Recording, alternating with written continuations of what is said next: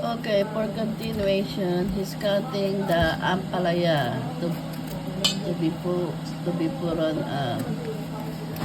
chocolate. Tinolang manok. Mapait yan eh. Palaya. Alam naman na palaya na hindi mapait.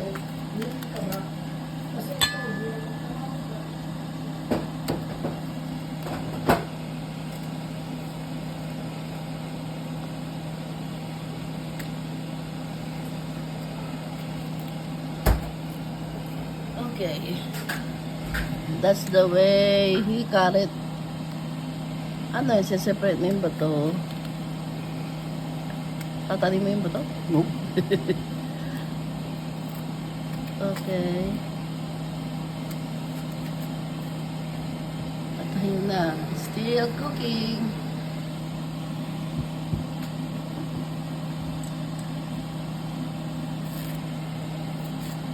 Okay.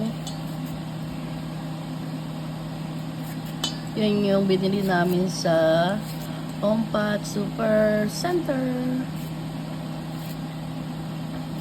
Kasama ang dahon na frozen from last year. Last summer. Oh, right. Oh, right here. Yeah.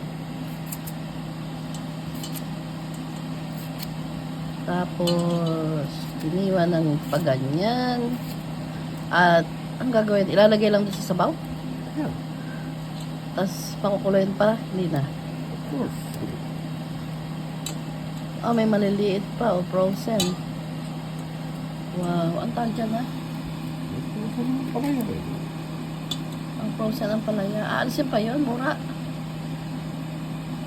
Parang ano, ang palaya ligaw. Native ang palaya. Comment below who's nakatikim na nito.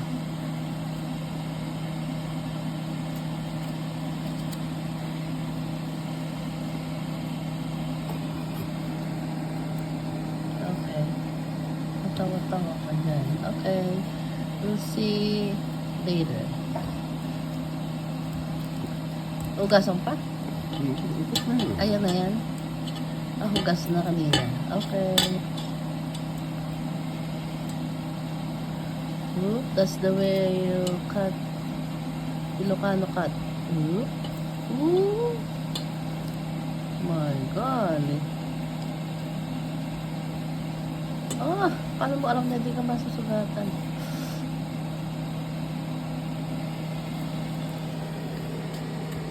Okay.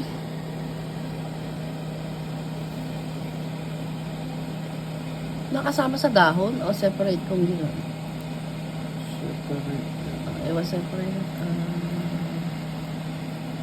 Yung last year na tanim namin sa lapas. So, it's coming again. Summer will be here. Pretty soon. Mag-start naman kaming magtanim for winter. Okay. That's the last one? Wow, last na pala yun. Talagang kailangan na uli. Okay.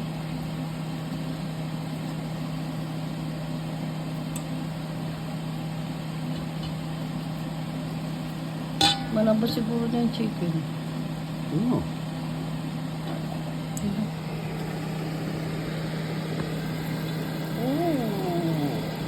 What else? Did it open? The chicken. Oh, that's native chicken. I didn't see when you cut it. Hindi yung chicken namin sa backyard, Bili namin yan frozen sa Ompat. Okay. Keep boiling, keep boiling. Wow, may seeds na. Red seeds. Pwede na yun? Na-frozen na.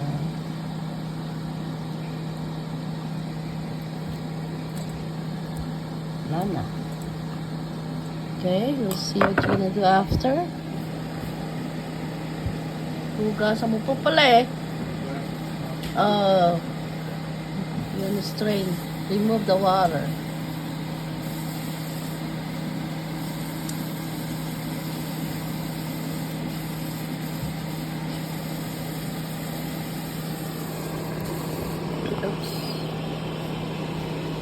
Okay, lalagay na. Lamot na. Okay. Kung malambot na. Native yan eh. Usually, mas matigas. Ayan. Good? Ayan. Not yet? Oh my God. Okay, we have to wait again a few thousand minutes later.